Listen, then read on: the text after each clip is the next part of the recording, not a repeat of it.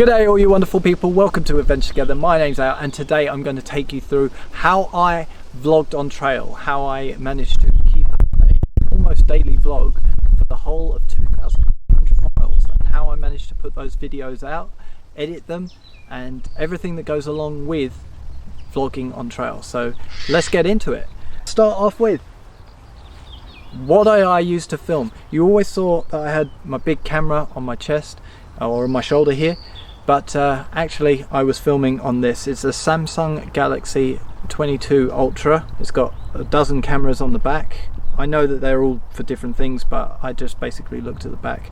And how I filmed was literally just hold it at the bottom here, double tap the button, it starts filming, and I'd say, "G'day all you wonderful people, welcome to Adventure Together. My name's Al." That was pretty much it, just doing that. Let's explain why I did that.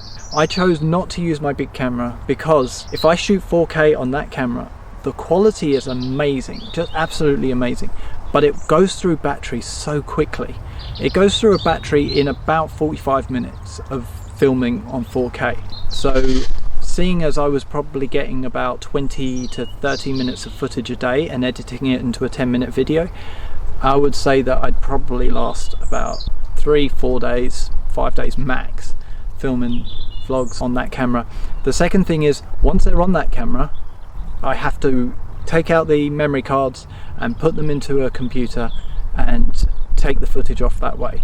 If I film in 1080p on that camera, I can send it to this and edit on this, but the file sizes are so large it wouldn't really work for the editing software. The editing software I use is called InShot. I've used it for years. It does everything that I need and I don't use fancy effects or anything like that. It's got a blur transition, it's got text, it's got a very easy way of using your finger or a stylus to edit with. I would say that there's a couple of reasons that I didn't use that camera: file size and just the amount of battery I need. I was filming on this phone every day, and I was able to charge my phone once every 2 days off of a power bank, and editing on this is so much easier with the software. I'll be in my hammock and I'll get through a video before I fall asleep. At least at the start, when I wasn't so tired, I could do that.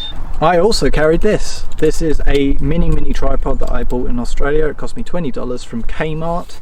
And this little thing on top, this phone clamp that I bought from Lazada in Thailand. Basically the Thai or Asian version of Amazon. And so I had my phone, it just slot into this, and this would allow me to set the phone up, and then I could go off down there and walk towards it, or I could walk from this side and you'd see me enter the shot. This is pretty lightweight, to be honest. Most of the construction is plastic, and I just had it slotted between my water bottles, and every time I needed to pull it out, it was just there. Straight away it's already set where it needs to be. Put the phone into it, pull out the legs,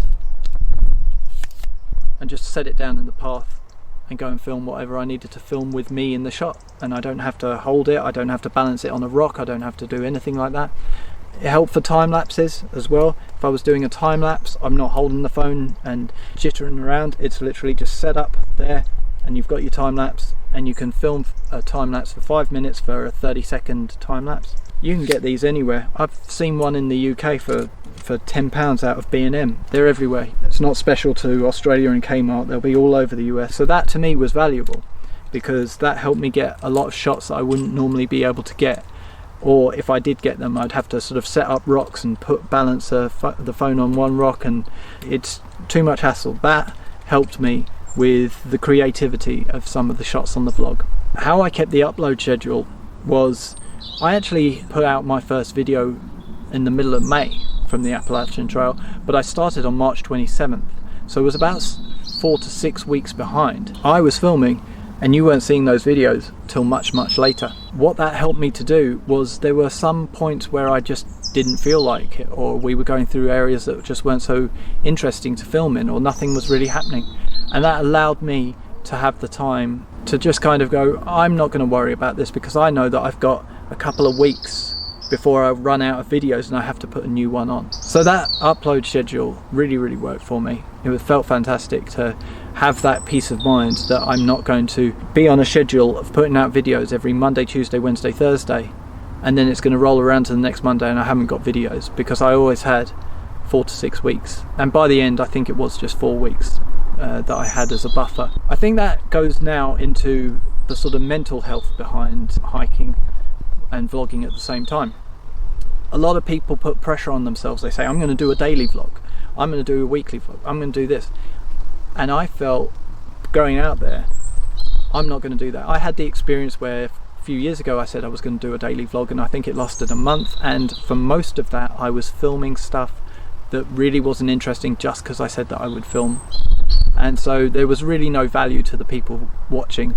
I knew going out there, I'd learned that lesson, and I said I'm going to film when I feel like it. There's never going to be pressure to put out a video if I don't want to, and if I don't feel like filming a particular thing, I just won't film it. I feel like that's got to be a big part of your mindset going out, is I'm going to record the bits that are valuable to me with no pressure on me to do anything more.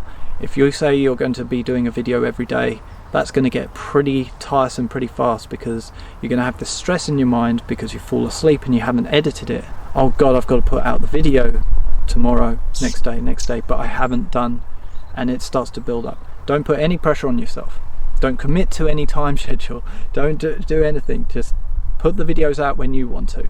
And for me, Monday, Tuesday, Wednesday, Thursday was enough. I had 7 days in a week. I only had to film 4 times, and I had 4 to 6 weeks to actually put those videos together. How I would actually get them on the internet, because I had the footage on the phone, I was editing on the phone. The phone actually has a YouTube app and a YouTube Creator Studio. Funnily enough, it doesn't. At the moment, you have to upload the video through YouTube and then edit the details when you get to Creator Studio. But because you have those apps, it's very easy when you get to a hotel or a hostel to just upload all the videos you've got as soon as you get there, and after a few hours they're all online. You schedule them for in the future so that they're scheduled to come out, and you'll be on trail with these videos being released, and you don't have to worry about the time they're going out. You've already committed to it way in the past, and that also gives you time to, next time you stay at a hotel, go, I'm just going to edit the description. I've thought about it, I want to change the description or the title or the thumbnail. For me, I didn't really put much care into the thumbnail. YouTube suggests a still from the video, and I just picked the best one that it had. It usually gives you an option of 3. I just picked the best one. There was never really any thought going into it other than those are the 3 that are suggested, that's the one I'm going to pick. I'm not going to mess around on a day where I have to do laundry and shower and resupply and dry out my stuff and clean this. I haven't got time. Just do it the quickest and most efficient way, which was get it on the internet, title and description, done, and set a release date that's 4 to 6 weeks in the future. I wouldn't say that it's lazy. I would say what it is doing the sort of minimum you can do so that you don't stress yourself out. I think that's really important on trail. You've got so many other things going on that you don't want to be walking around thinking all the time about your videos. You want to just be enjoying the moment of filming what you want to film, recording what you want to record, and just enjoy that moment. I think for me, I never really felt stressed going, oh, there's a beautiful thing but I didn't film it.